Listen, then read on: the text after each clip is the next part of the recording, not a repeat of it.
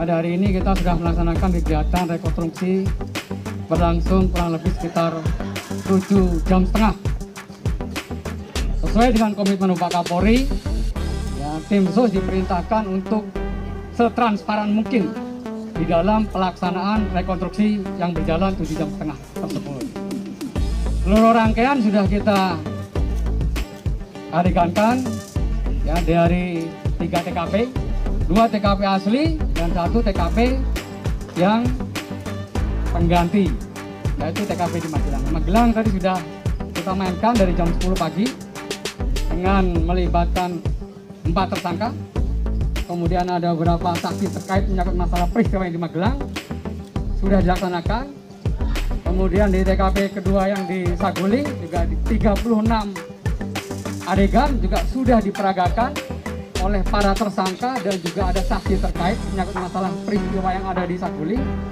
Demikian juga TKP yang terakhir, TKP di Duren 3. Ada 27 adegan juga diperankan semuanya oleh para tersangka dan juga para saksi terkait menyangkut masalah peristiwa tersebut.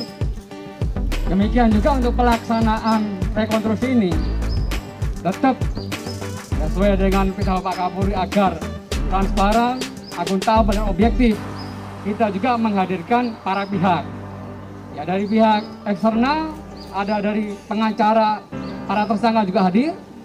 Kemudian dari pihak eksternal juga dari komisioner Komnas HAM mengikuti secara runtut dari TKP pertama, kedua dan TKP ketiga. Demikian juga dari Kompolnas juga mengikuti dan dari LPSK juga melakukan pendampingan terhadap Barada E ya, dari mulai TKP 1, TKP 2 dan TKP yang ketiga. Ya. Ini adalah komitmen kami rekan-rekan ya, sesuai dengan arahan Bapak Kapolri. Untuk menyingkat waktu, saya berikan kesempatan dari Komnas HAM menyampaikan ya, hasil pengamatan dari TKP 1, TKP 2 dan TKP 3. Kami persilakan. Oh, ini saya izin buka ya. Biar nafasnya berat.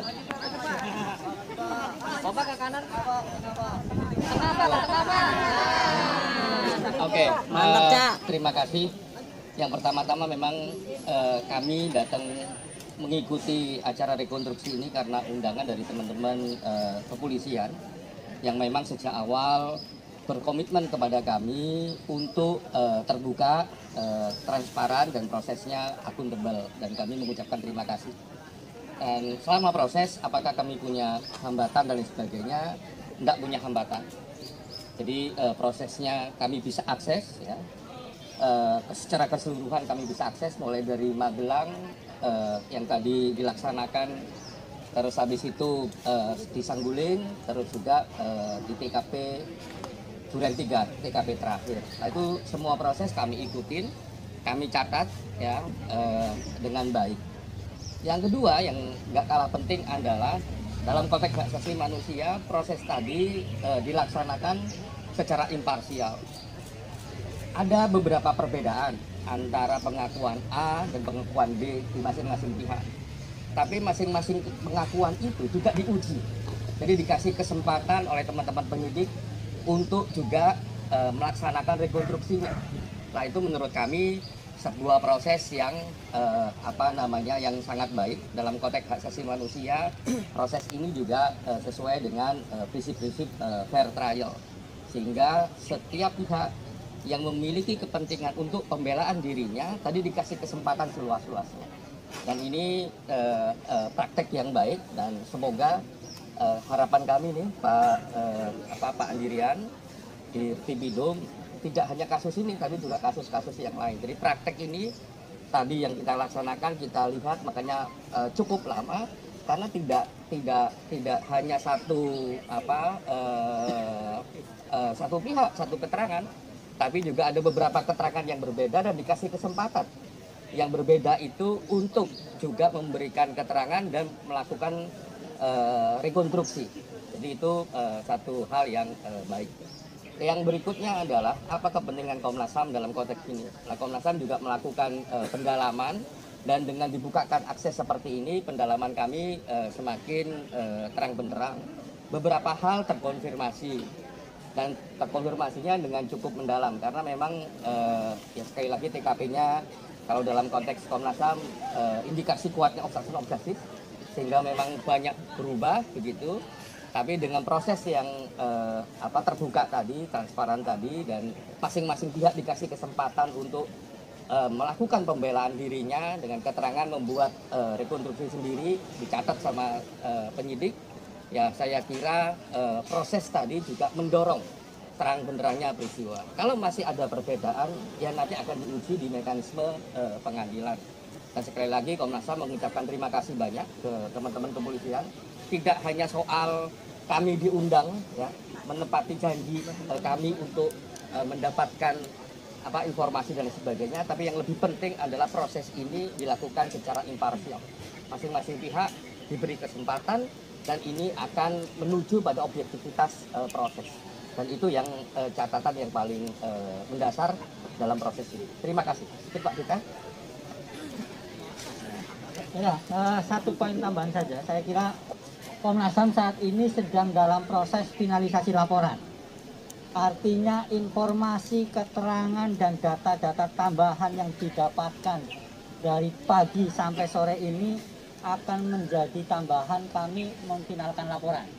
Dan minggu ini rencananya akan kami serahkan kepada teman-teman tim sus Polri, dan ini tidak berapa lama lagi. Artinya kami juga menginginkan bahwa nanti semua keterangan atau bukti fakta dari semua pihak diuji di pengadilan, termasuk dari Komnas HAM. Saya kira itu saja. Terima kasih.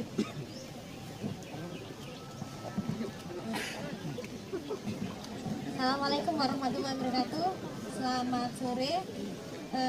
Dari LPSK kami memang sejak awal mendampingi Richard Eliezer selaku tersangka, dalam hal ini juga posisinya sebagai justice kolaborator.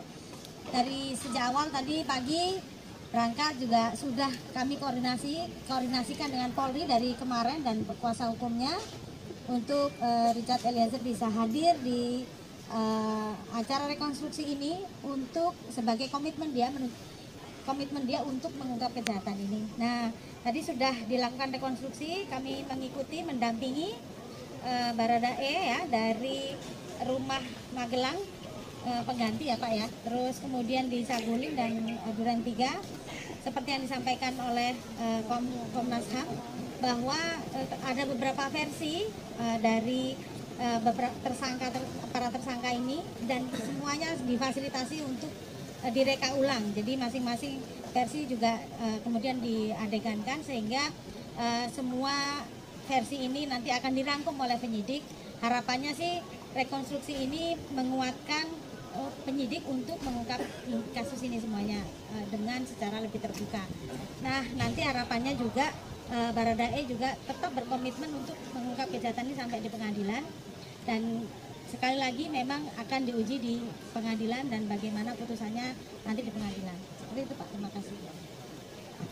Terima kasih dari Komnas HAM dan juga dari LPSK.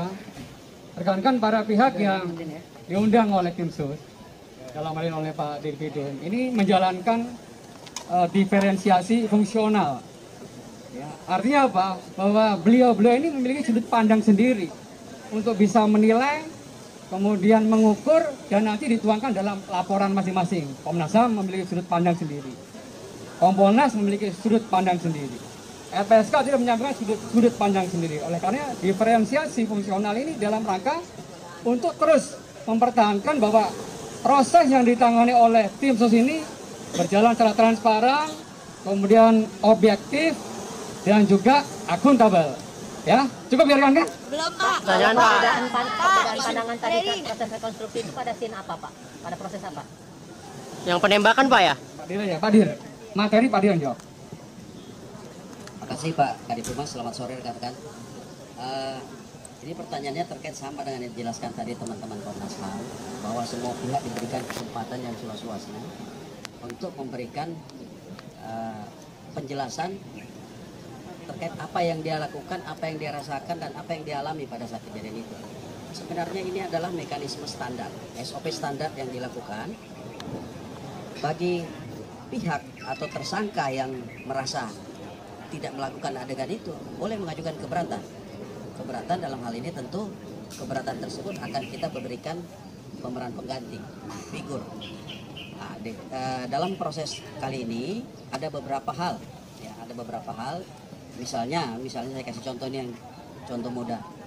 Mas itu menurut saya ada di situ, tapi Mas itu mengatakan enggak, dia tidak di situ, ada di sana. Nah kalau dia tidak mau terima, kita pakai pemeran pengganti di sana. Paham ya? Ini sebaliknya seperti itu.